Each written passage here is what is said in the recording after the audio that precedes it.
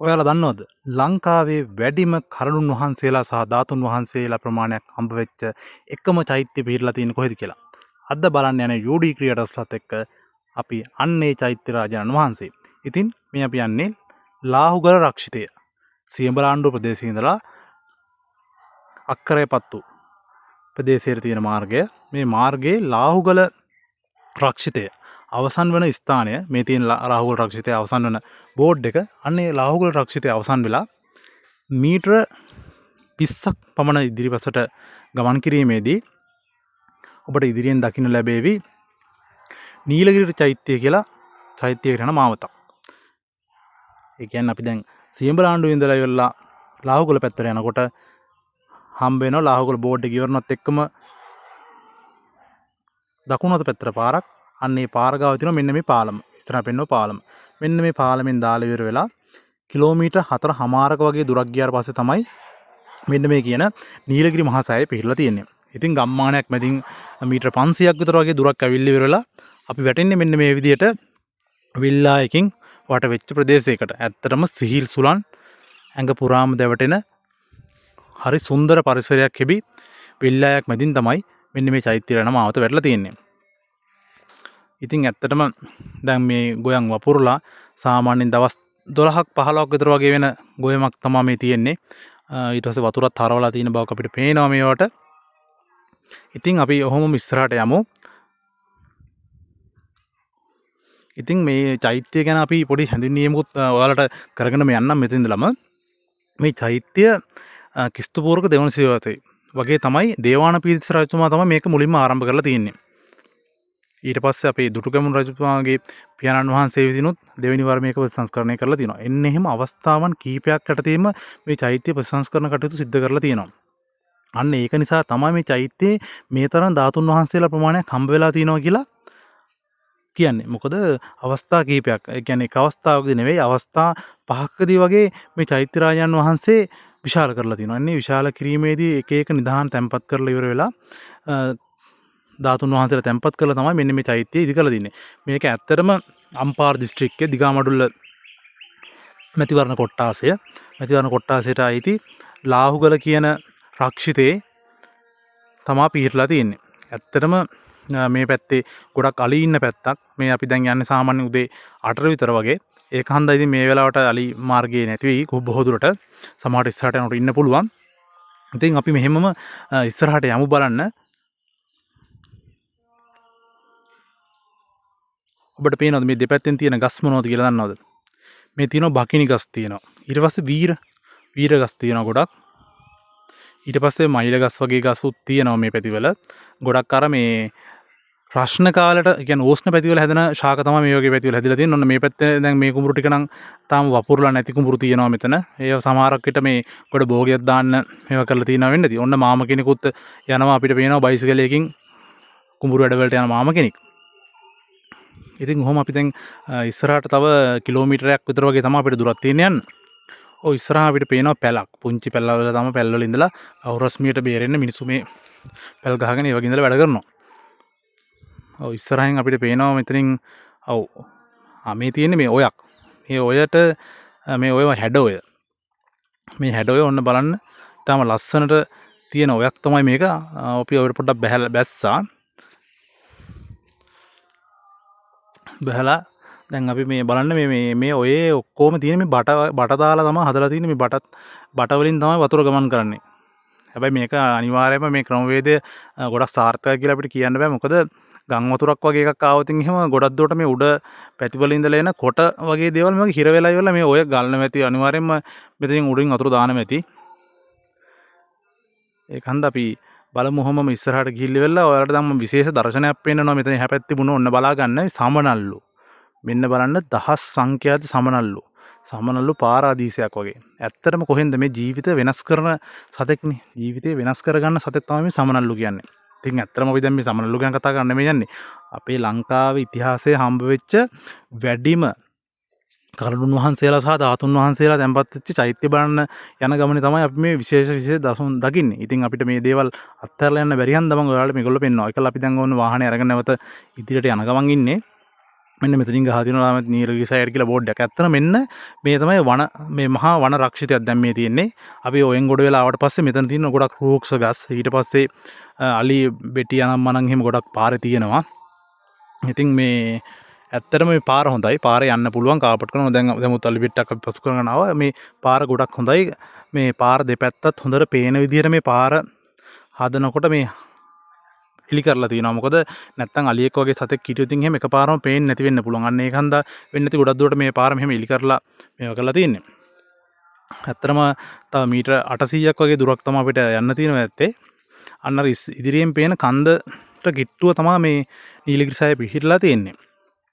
ඔය කන්දත් එක්ක සම්බන්ධ ඔය නීලගිරි කියන නම හම්බෙච්ච සම්බන්ධව කතාවකුත් තියෙනවා. ඒකත් අපි එතෙන්ද ගිහිල්ලා ඔයගොල්ලන්ට කියන්නම්. ඉතින් මෙහෙම අපි විනාඩි දැන් 5ක වගේ කාලයක් මේ ගමන දැන් ආරම්භ කරා අතන පාරගාව ඉඳලා. ඔව් අපි පොඩ්ඩක් මෙතන නතර වෙලා බලමු වටපිටාව. මම ඕනේ දැන් විශේෂ දෙයක් පෙන්වන්න එන්නේ. තව දෙයක් තියෙනවා මෙතන එහා පැත්තේ පොඩි පාරක් තියෙනවා නෙන්න. ඔන්න ඉන්නවා. සද්දන්තෙක්. බලන්න. ඒ කැලේ මැදින්ම පුංචි පාරක් තියෙනවා එහා පැත්තට. ඒ පාර ළඟ හිටපු මේ අලියෙක් තමයි මේ ඉන්නේ. දැවැන්ත අලියෙක්. ඉතින් අපි මේ අලියාවත් පොඩ්ඩක් එහෙම වීඩියෝ එක දාලා ඉවරලා මෙතන ඔන්න ඉස්සරහට යන ගමන් ඉන්නේ අපි.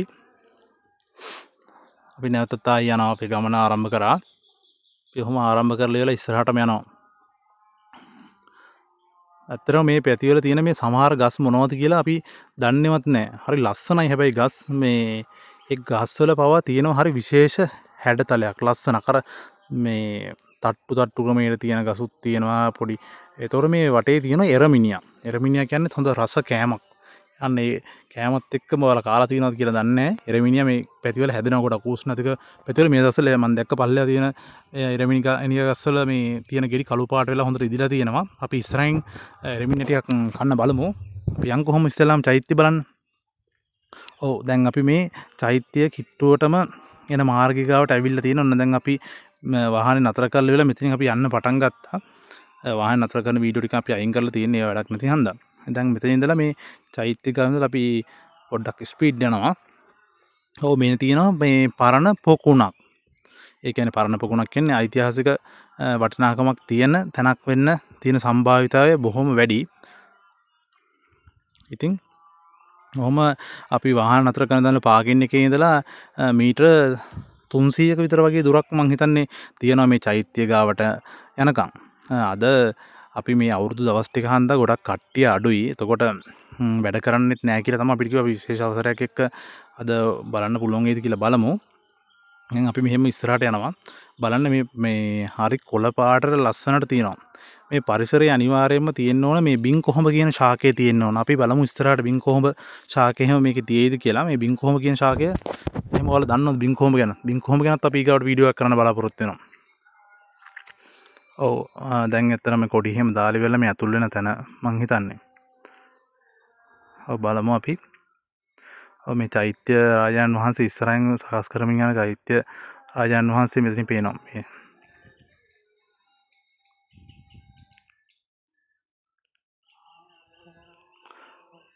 ඔව් මේක මෙන්න නීලගිරි චෛත්‍ය.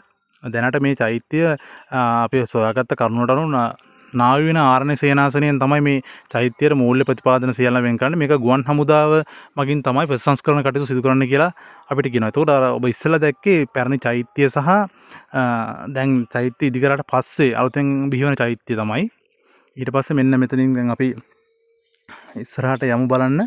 ඔව් දැනට චෛත්‍ය වැඩ කටයුතු කරන කට්ටිය නැහැ.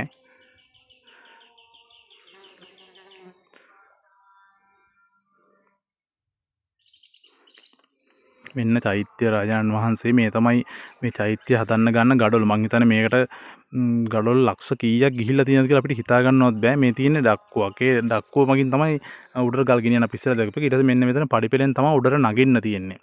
අපි ඉතින් පඩිපෙල දිගේ උඩට නැගලා බලමු. කොහොමද කියලා වටපිටාවත් බලාගෙන එමීට උඩට නගෙමු ඉතින්. ඇත්තටම ජීවිතේ අපි හිතන්නේ නැති දේවල් අම්පාර කියන ප්‍රදේශයේ කොහොමද අපේ ඉතිහාසය සම්බන්ධ වෙලා තියෙන්නේ කියලා මං හිතන්නේ ලංකාවේ ගොඩක් කට්ටිය දන්නවා කියලා. නමුත් අනුරාධපුර යුගයේ දක්වා දිවෙන ඉතාමත් ශාසනික ඉතිහාසයක් තියෙන ප්‍රදේශයක් තමයි මේ අම්පාර කියලා කියන්නේත්. ඔය රජගල ඊට පස්සේ අපේ මණිනාග පබ්බත රජමහා විහාරස්ථානයේ ආදී වූ බොහෝ දේවල් මේ ප්‍රදේශයේ පිහිටලා තියෙනවා. ඉතින් අපි ඔහොමම උඩට නගිමු.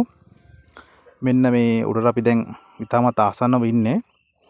එන්න දැනට මැද ධාතු ගර්භයේ වැඩ කටයුතු සහ අවට මේ වටපිටාවේ 60ක විතර වගේ චෛත්‍ය රාජාණන් වහන්සේගේ වැඩ අවසන් කරලා තියෙනවා. නමුත් තව මේකේ වැඩ මෙපමණයි කියලා කියන්න බෑ. දැනට මේ ඇතුලේ ධාතු ගර්භය දැනට මෙහෙම කොටු කරලා ඉවරලා වැඩ ටික සිද්ධ වෙලා තියෙනවා. ඊට පස්සේ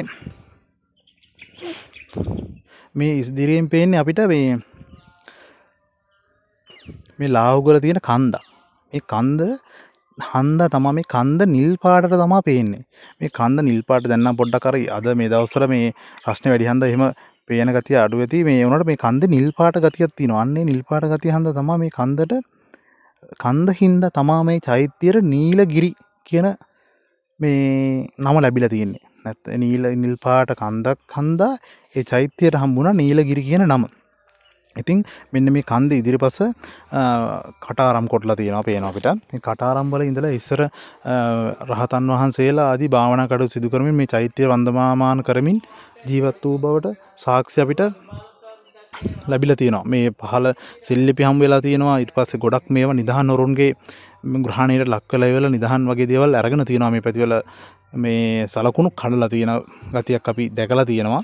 මේ හැමතැනම අතන මේ ලාහුවල රක්ෂිතය කියන්නේ එහෙම ගොඩක් අපි මීට ඉස්සෙල්ලා ආපු සංචාරවලදී දැකලා තියෙන දෙයක්. අපි ඉතින් මේ චෛත්‍ය වටේට පොඩ්ඩක් කොහොමම යමු බලන්න. ඇත්තටම ජීවිතේ ඔබත් එකපාරක් හරි ඇවිල්ලා ඉවර වෙලා ගඩොලක් හරි පූජා කරන්න ඕන තැනක් තමයි මේ නීලගිරි චෛත්‍ය කියලා කියන්නේ. මේක අපේ පළවෙනි ගමන නෙවෙයි. ඒකන්ද මේ දවස්වල වැඩක් නැති නිසා අපි මේ හදිස්සියෙම වෙන ගමනක් යන ගමන්ම ආපු ගමනක් මේක. ඇත්තටම බලන්න අපේ හෙළ රජවරු සහ වර්තමාන ශාසනීය උන්නති වෙනුවෙන් කරන මේ තරම් උදාර කාර්යයන් අපි හිතන්නේ නැති අපේ ප්‍රෞಢ ඉතිහාසයේ කොයි වගේ දෙයක්ද මේ වගේ චෛත්‍යයක්. ඊට පස්සේ මේ චෛත්‍යයේ පරණ කොහොමද තිබුණේ කියන එක. ඒ කියන්නේ පරණ ගරා වැටලා හොයා ගන්න කාලේ කොහොමද තිබුණේ පින්තූර ටිකක් කොහොම මේ වීඩියෝ එක අන්තිමට අපි දානවා. අපි දැන් චෛත්‍යයෙන් පහළට බැස්සා. පහළට බහැරි වෙලා මෙතන මේ ඔබට පේනවා ඉදිරියෙන් මේ තියෙන ගල් කණුවක්. ඒක තියෙන්නේ ඔය අටපට්ටම් හැරේට වගේ තියෙන ගල් කණුවක්. ඒ ගල් කණුවත් එක්ක සම්බන්ධ චක්‍ර වගේක් තියෙනවා ඉදිරියෙන්. අපි මේ චක්‍රත් බලමු. ඉතින් මෙන්න මෙතන තමයි මල් පහන් පූජා කරන තැන. තාම මේවා ඉදි කරමින් පවතින තව අවුරුදු 10ක් 15ක යනකොට අපි හිතන රුවන්වැලි සෑය වගේ ඉතාමත් ලස්සන චෛත්‍යයක් විදිහට මේ දිස් වේවි. ඔහොම අපි ඉදිරියටම යනවා. අපි ඉදිරියටම ගිහිල්ලා මෙන්න මෙතන තියෙනවා මේ චෛත්‍ය රාජාණන් වහන්සේ ළඟින් හමු වෙච්ච දේවල්. ඒ කියන්නේ මොනවද මේ චෛත්‍ය රාජයන් කැණීම් කරනකොට හම්බ වෙච්ච දේවල් කියලා බලමුකෝ. ඉතින් මේ තියෙන්නේ බලන්න කොයිතරම් ඓතිහාසික ඉතිහාසයක අපි උරුමකම් කියන ජාතියක්ද කියලා බලන්න. මේ කිස්තුපුරක දෙවන සේවසේ කියන දේවානම්පියතිස්ස රජතුමාගේ කාලේ ඉදිවෙච්ච චෛත්‍යයක් මුලින්ම. ඊට පස්සේ විවිධ අවස්ථාවලදී විවිධ උදු රජවරුන් මේ කැණීම් මේ සම්බන්ධව ශාසනීය උන්නතිය උදෙසා මේ නගා සිටුලා තියෙනවා. ඉතින් මේ බලන්න මෙතන මේ තියෙන්නේ මේ ඒ දවස්වල තිබිච්ච ගඩොලයක්. ඒතකොට මේ ගඩොල් හැම ගඩොලකම වගේ ඒ ප්‍රදේශ වලට ආශ්‍රිත වූ හෝ මොකක් හෝ කැටයමක් තියෙනවා මේ. බලන්න. ඒ කියන්නේ කැටයමක් කියන්නේ සලකුණක් යොදවලා තියෙනවා. ඊට පස්සේ මෙතන මේ උඩ තියෙනවා බදාමයක්. මෙන්න බලන්න. මෙන්න මේ බදාමේ බලන්න දැන් මේ අපේ බදාමේ වගේම තමයි. දැන් අපි සිමෙන්ති පාවිච්චි කරන බදාමේ වගේ තමයි. මේ අපි කියන්නේ කොයිතරම් ඉතිහාසයකට කලින්ද? ඒ කියන්නේ කොයිතරම් වසර ගානකට පෙරද? අපි තාක්ෂණයේ දියුණුවයි කියලා හිතාගෙන දැන් කාලේ හිතාගෙන ඉන්නවා වගේ තාක්ෂණද ඒ කාලේ තිබිලා තියෙන්නේ. මේ වගේ තනි කළු ගල් වලින් නිර්මාණ කරන තරම් කොයිතරම්නම් අපේ තාක්ෂණය දියුණුව තියෙන්නේ නැද්ද? හිතලා බලන්න. අපි ඇත්තටම ප්‍රෞಢ ඉතිහාසයකට උරුමකම් කියන જાතියක්. හැබැයි අපි ඉතිහාසයේ මතම ඉඳලා අපේ අනාගතය වෙනුවෙන් අපි කරන දේවල් මොනවද කියලාත් අපි හිතන්න ඕන. අපි ඉතිහාසය يعني කොට අපි අලුතෙන් මොනවද කරන්න කියලාත් අපි හිතන්න ඕන. ඒතරම අපි දැනට අලුතෙන් කරන දේවල් ඉතාමත් අඩුයි. අපේ මුතුන් මිත්තන් ආගම වගේ දේවල් වෙනුවෙන් බොහෝ දේවල් කරනවා. අපි වෙනුවෙන් ගොඩක් දේවල් කරලා තියෙනවා. නිදහන් තැන්පත් කිරීම වගේ දේවල් වලින් ඔවුන් බැලුවේ අපේ අනාගතය. නමුත් අපි අපේට ඉදිරියට හම්බෙන පරම්පරාව වෙනුවෙන් යම්කිසි දෙයක් කරනවාද කියන එක දෙපාරක් හිතන්න වෙන තැනක තමයි අපි ඉන්නේ. මේ තියෙන්නේ මේ නීලගිරි සෑය ගැන තියෙන මේ කරපු ගවේෂණ මේකේ සඳහන් වෙනවා 1902 ඉඳලා තමයි මුලින්ම කැණීම් ආරම්භ කරලා තියෙන්නේ. ඊට පස්සේ අපේ එල්ලාවල මේදානන්ද හාමුදුරුවෝ වගේ විවිධ පුරාවිද්‍යා අධ්‍යක්ෂකවරු ආදී කට්ටිය මේ ගැන විදු කැණීම් කරලා තියෙනවා. මේ තමයි චක්‍ර. කියන්නේ මේ චක්‍ර කියලා කියන්නේ අර ගල් කණු වගේ දේවලුත් එක්කන් මේවා මේ චක්‍ර අර මේ මම හිතන්නේ මේක මේ අහලා තියෙන කතාවක්. මම 100% අහලා කතා නෙමෙයි. චක්‍ර වලින් තමයි උඩ මේ අපි චූඩාමාණික්කේ තැම්පත් කරන තැනට එනකන් අර රවුන්ඩ් රවුන්ඩ් තියෙන්නේ. කියන්නේ අපි දැන් කොටු හැඩයට හරි රුවන්වැලිසෑයේ අපි අර තියෙන රවුන්ඩ් වලට තියෙන්නේ. අන්නේ චක්‍රයන් තියෙන්නේ මෙන්න මේ චක්‍ර වලින් තමයි. මේ එක ලොකුම චක්‍රයක් තියෙනවා. ඊට පස්සේ පිළිවෙලට අඩු වීගෙන යන චක්‍ර ප්‍රමාණය චක්‍ර තමයි මෙතන තියෙන්නේ. ඒතකොට මුරගල් වගේ දේවල් කැඩෙනු ඒවා තියෙනවා. මේ තමයි 2019 වර්ෂයේදී පත්තරයක පළමු ලිපියක් තමයි මෙතන මේ තියෙන්නේ. එතකොට මේක 2011 වර්ෂයේදී තමයි නැවත ප්‍රතිසංස්කරණය කළ යුතුයි කියලා ඉවරලා මේව කරලා ඉවර වෙලා තියෙන්නේ. නමුත් මේක 2021 අගභාගයේ තමයි ගුවන් හමුදාවයි නාවික ආරණ්‍ය සේනාසනය එකතු වෙලා ඉවරලා මේකේ වැඩ කටයුතු පටන් අරගෙන තියෙන්නේ. ඉතින් ඇත්තටම ගොඩක් ඉතිහාසයකට උරුමකම් කියන මේ තැන අපි හිතන්නේ නැති අපි දන්නේ නැති අපේ ගොඩාක් ප්‍රෞඩ ඉතිහාසය තියෙනවා. ඉතින් ඔයාලත් මේ වගේ තැන්වලට ඇවිල්ලා ඉවරලා බලන්න මේවා. හරිම ලස්සන වටපිටාවක්, සුන්දර පරිසරයක්. ඇත්තටම රහතන් වහන්සේලා ඒ දවස්වල දහස් ගණනක් මේ පරිසරයේ ඉන්නේ නැති. ඒ කියන්නේ පරිසරයේ ඉන්නේ නැති කියන්නේ බණ භාවනා කටයුතු කරගෙන වැඩ සිටින්න නැති. එතකොට අපි දැන් ඉතින් ඉස්සරහට ඇවිල්ලා ඉවරලා මම ඔයාලට කිව්වේ අලුත් ශාකයක් වෙනවා කියලා. මේ තියෙන මොකක්ද දන්නවද? මේ තියෙන බින් කොහොම ශාකය. මේ බින් කොහොම කියන ශාකය ඇත්තටම කෙනෙකුගේ නෙත ගැටනවා කියන එක ඉතාමත් අඩුවෙන් සිද්ධ වෙන දෙයක්. ඔන්න තව පැල ගොඩක් තියෙනවා. ඒ ටිකත් ඔයාලට වෙන්නන්න ඕන බලන්න. මේ තියෙන බින් කොහොම ශාකය. එතකොට මේ බින් කොහොම ශාකයේ මලක් පිපිලා තියෙනවා. මේ තියෙන සුදු පාට පුංචි මලක් පිපෙන ශාකයක්. මේක ඇත්තටම S2කට ගැටනවා ගොඩාක් අඩුයි. අපි එහෙම මෙතනින් ඇවිල්ලි වෙලා මේ කරඹ ගෙඩියක් කමු කිව්වනේ. ඉතින් ඔන්න කරඹ ගෙඩියකුත් අපි මෙතනින් කාලා ඉවර වෙලා අපේ ගමනාන්තය අවසන් කරලා ඉවර වෙලා අපි එන්න පිටත් වෙනවා. ඉතින් වීඩියෝ එකේ අඩුපාඩු තියෙන්න පුළුවන්. අපිව subscribe කරන්න. අපි මේ වගේම වීඩියෝ එකක් ඉස්සරහටත් තව කරන්න බලාපොරොත්තු වෙනවා. ඒ වගේම පින්තූර ටිකක් ඔයගොල්ලන්ට දාලා තියෙනවා බලන්න. මේ පින්තූර අපි එක එක මූලාශ්‍ර වලින් උපුටාගත්ත පින්තූර. ඒ වගේම අපේ වීඩියෝ එක ගැන ඔයගොල්ලෝගේ අදහස පහලින් කමෙන්ට් කරන්න. අපිට ලයික් කරන්න. එහෙනම් අපි නැවතත් මේ වගේ ලස්සන ඓතිහාසික වටිනාකමත් වීඩියෝ එකකින් හමු වෙමු. ස්තුතියි.